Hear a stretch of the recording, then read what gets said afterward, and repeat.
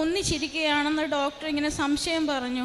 അപ്പം അത് ഞങ്ങളെ ഒരുപാട് വേദനിപ്പിച്ച ഒരു സംഭവമായിരുന്നു. കാരണം ഞങ്ങൾ ട്രീറ്റ്മെൻറ്റ് എടുത്തുണ്ടായ കുഞ്ഞായിരുന്നു.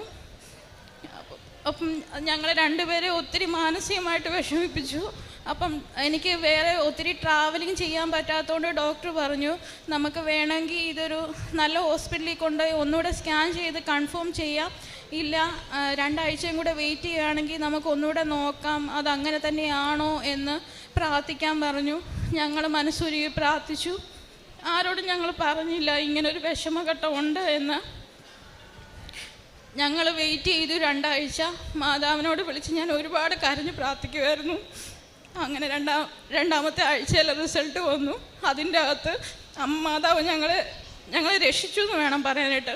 അതിനകത്ത് കുഞ്ഞിന് ഒരു കുഴപ്പവും ഇല്ല, കിഡ്നി രണ്ടും വേറെ വേറെയാണ്, ഒരു കുഴപ്പവും ഇല്ല എന്ന് പറഞ്ഞ് റിസൾട്ട് വന്നു.